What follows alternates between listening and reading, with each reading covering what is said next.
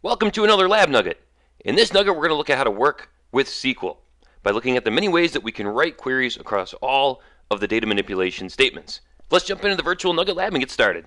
Welcome back to our lab environment here, the Virtual Nugget Lab, which is a single database server running SQL Server 2014. Now, let's jump into SQL Server Management Studio. We're going to be working with the project lab-working with SQL, and we're going to start by running setup.sql. This will refresh our databases, reload them with data, get them to the point that we need to here so we can start working with all of these DML statements. Once that's complete, let's head in to lab instructions. So we've got a lab task for each statement. We've got one for select, insert, update, and delete. Now these files over here hold the solutions to these tasks. So I encourage you to try these out on your own, walk through step by step, and then compare your answer to the solution that I came up with. And I'm going to walk through each one of these solutions now. So let's start with our first lab challenge here, which is going to focus on the select statement. Again, you can find the answers for each one of these tasks below inside of 2-select.sql. So let me go ahead and hide Solution Explorer here. And our first task is going to be write a select statement to retrieve all rows and all columns from the track table. That should be pretty straightforward, right?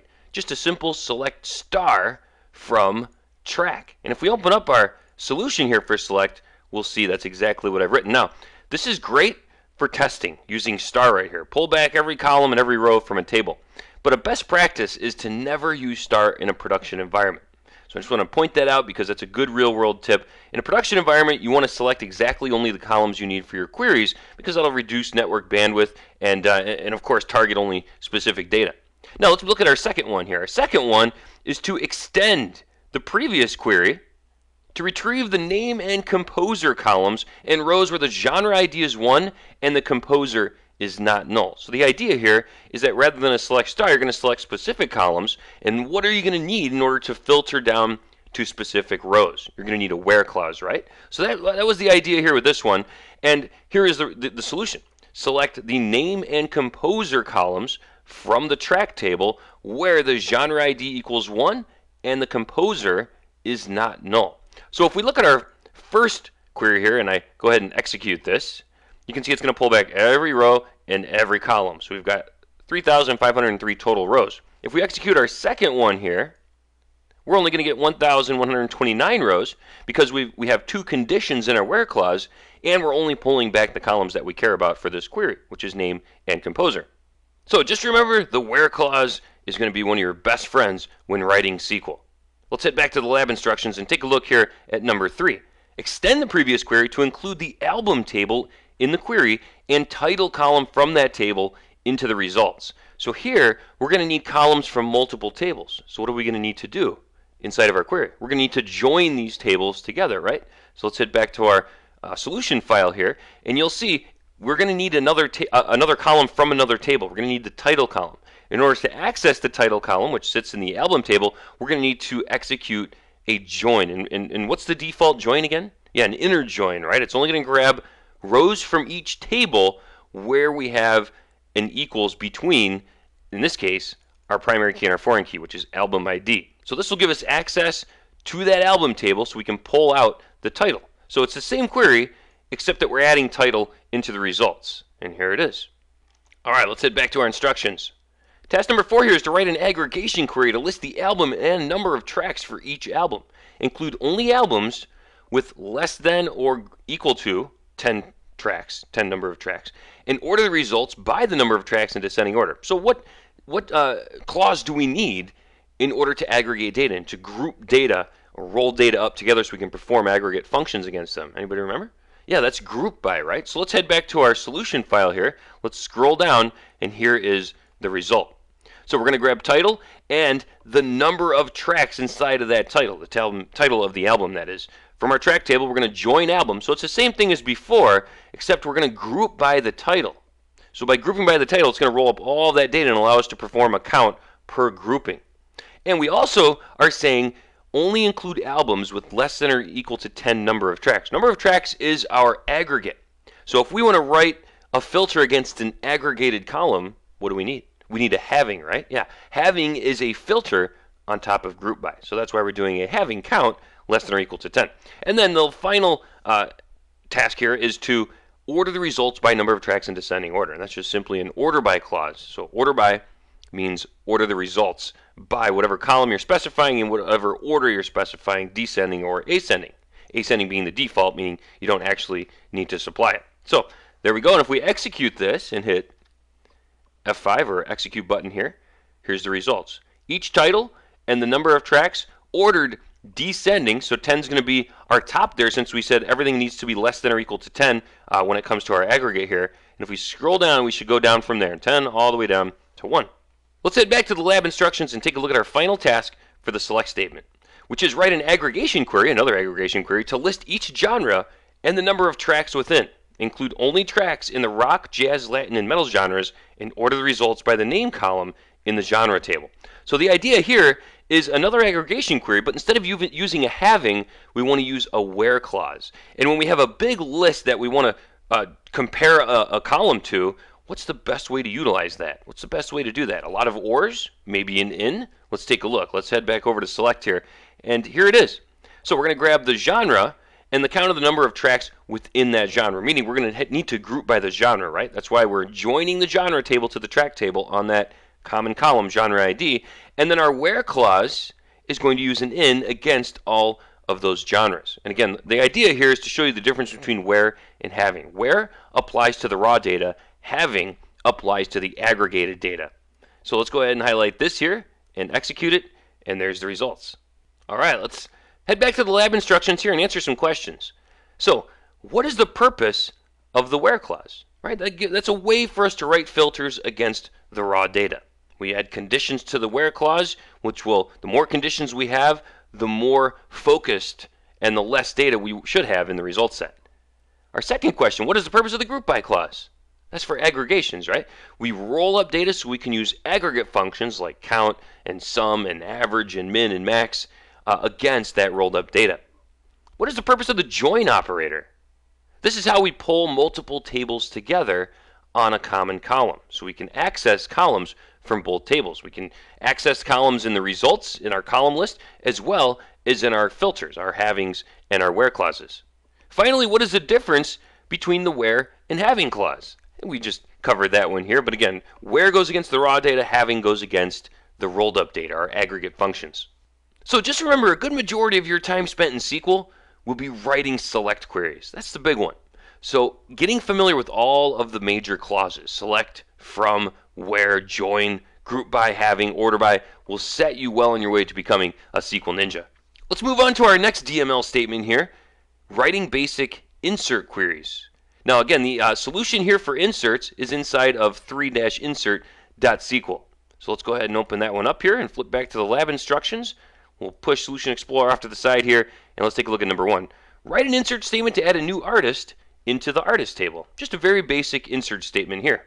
And here is a very simple insert statement. We say insert into table name, specify our column list, values, and then the value that goes into that column. And here we're just going to add one artist into the artist table, and if we execute it, we will see that one row was affected, meaning that one row is in there. And now we can expand MusicDB here, tables, and let's just go ahead and select the top 1,000 rows. There's only 276 rows in this table, so if we go all the way down to the bottom, we should see our new artist made it in. And now this has an identity column on it. So what we had to do there to allow SQL Server to do its thing and add the identity is specify a column list and just ignore that column. So that's why we're not specifying the ID here, just the name, pass in the name, and SQL Server will fill in the value for that identity column. Let's take a look at the next task here in our lab instructions. Number 2, write an insert statement to add a new album into the album table for the new artist that we just created above with a user-supplied album ID of 99. Now this one could be a bit tricky, but the idea here is that if you want to supply your own value to a column that SQL Server is taking care of because we marked it as an identity column, so SQL Server is filling in the auto numbers for that column, then you're going to need to do something special. And that something special is to set identity insert on for that table.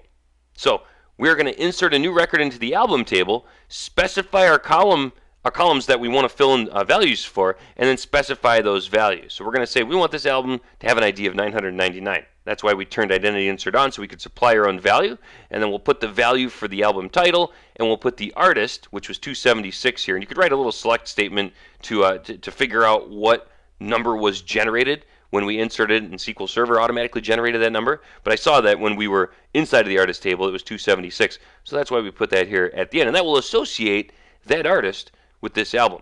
And don't forget, when you do this kind of stuff, to always revert it back to the previous state. So that's why we're turning it on, executing our insert, and then turning identity insert back off. So SQL Server will again take over on that column. So let's go ahead and execute this, and it should work. There it is. And now if we open up the album table here, there is our new record inside of the album table. We have our user supplied ID, here's the title, and there is the artist it's associated with.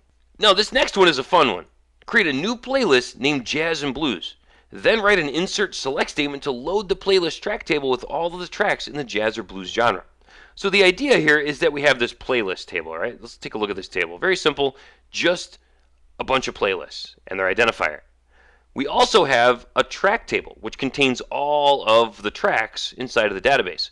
And the idea here is that we want to associate playlists with tracks and tracks with playlists. And that's a many-to-many relationship between playlists and tracks, because a playlist can contain many tracks, and a track can belong to many playlists. So that's why we have this intermediate table here known as playlist track. This solves the challenge of many-to-many relationships. We'll talk more about this in the future, but the idea here is that we have our playlists and their associated tracks. So we create a one-to-many on each side of this table.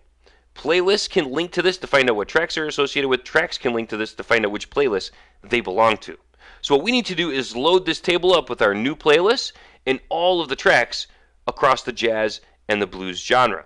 And if we take a look at our genre table, by the way, just to show you where the jazz genre is genre ID number 2, and the blues genre is genre ID number 6. All right, let's head over to our solution file here and take a look at what we've got. So the first thing we need to do is create that new playlist. So we'll create a basic insert statement here to create our jazz and blues playlist. Let's go ahead and hit execute there, and that's going to create it. Now if we head back to our playlist table and edit the top 200, we should see it right there. There it is. All right, cool. And that's what this next query does. It is actually just pulls out that playlist ID so we can see that it is 19, because we're going to need that in our insert select statement. This is the bulk of the work right here.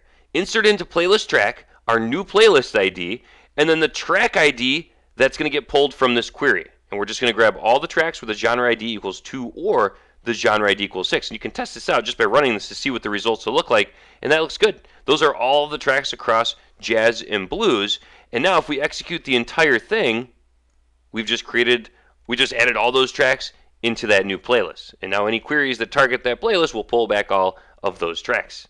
And by the way, we could actually cut out this step right here and manually hard coding this 19 if we wanted this to be truly dynamic. Watch this. We can do something really crazy here, and that is put what's known as a subquery inside of here. I'm just going to execute the select statement. Same results. Isn't that cool? That's more of an advanced concept. We'll get into that in the future, but I just wanted to set that seed with you now because it's a really powerful technique that we'll be utilizing when we get into advanced queries.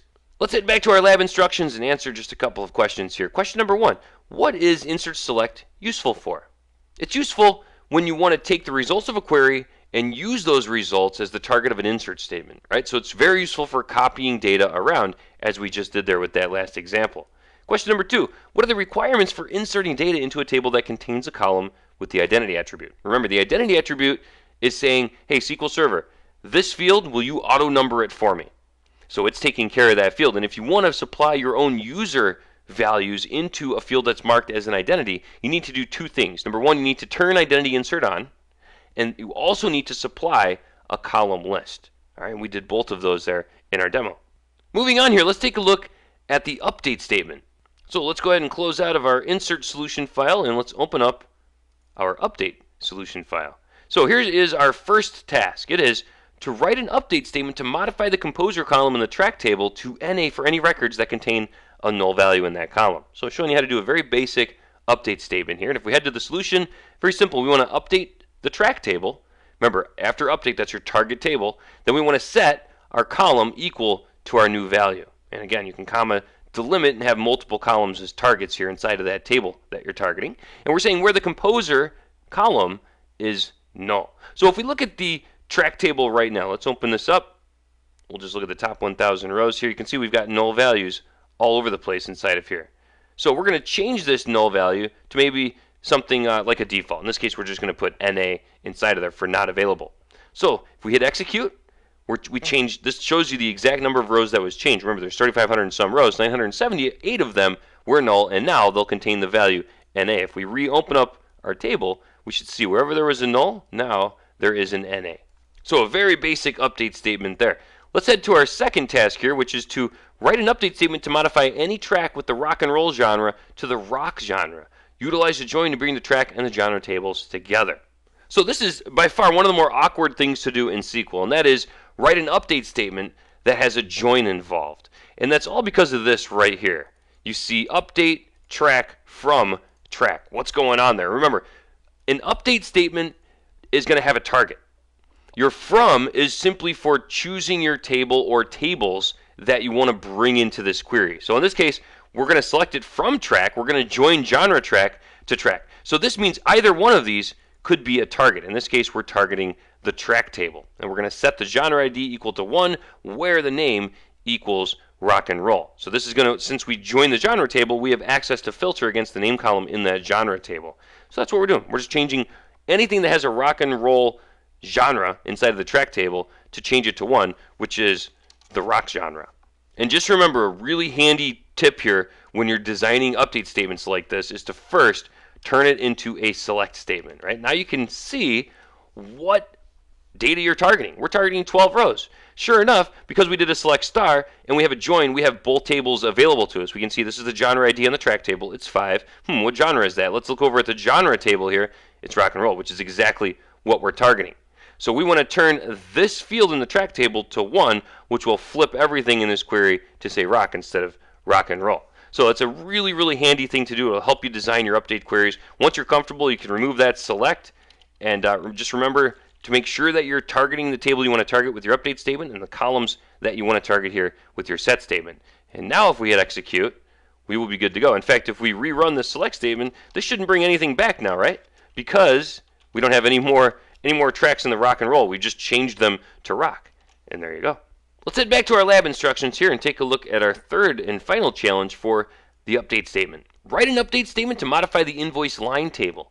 Change the quantity to 5 for all orders placed in the year 2009. Then write another update statement to modify the total column in the invoice table to reflect the changes. So this is interesting. What I want to show you here is that we want to do two things, right? First, we want to change the quantity in the invoice line table, which is right here. Then we want to update the total column inside of the invoice table to reflect those changes, which is going to be the unit price times the quantity, right? This is the total here in the header table, our invoice table. So we want to do two things, but the whole idea here is that you can't do two things in one statement. So this is going to actually require two separate queries to make this work. Let's take a look at the solution. So step number 1 is going to be updating the invoice line table and set the quantity equal to 5 where any invoice date has 2009 as its year portion of the date. So what we're doing here is we want to update the quantity inside of our invoice line table, but we need to figure out which records in this table were placed in the year 2009. And that's why we need to do a join here to get these two tables together so we can reference invoice date, which is on our invoice table. So that's where the join comes into play. And then we have a where clause here to say anything with 2009 in the year portion of that date will be a target. So all these line items that are associated with orders in 2009 will get their quantity changed to 5. Let's go ahead and run this. And that will equate to 454 total rows. So now that we did that inside of our invoice line table, our quantity has changed, which means our total inside of our invoice table, the header or parent table for our invoice line table, is out of sync. So we're going to need to run another query that's going to take the result of unit price times quantity and put that result in the total for all the records we just changed. And that's what this second query does. We're going to update the invoice table this time. So we've got the same join going on, but notice our target changed. We're not targeting invoice line now, we're targeting invoice. And we're going to set the total equal to the unit price times the quantity columns, whatever that expression evaluates to, which will be, for every record that we target, it'll multiply unit price by quantity and put that inside of the total column in our invoice table. And now we also put the filter on here just to hit the data that we just targeted with our previous query, but we don't really need to do this. If we exclude this, it'll update every single record by recalculating all of the unit price and quantities across all the records in our invoice line. But I just threw it in there anyway. So let's go ahead and execute this, and that's going to update 83 records, and now our total column is synced up with the actual unit price and quantity inside of our invoice line table. Let's head back to the lab instructions and answer a couple of questions here. Question number 1, what is the benefit of joining tables in an update statement? Similar to the benefit we get from joining in a select statement, right? It gives us access to all the columns from both of those tables. We can use them as a target for updating in either of those tables, or we can use them to target specific data with a where clause.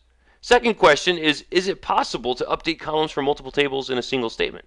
No, and we just saw that if you need to update columns from multiple tables, you'll need multiple statements to do so because we can only target one table after we specify the update keyword.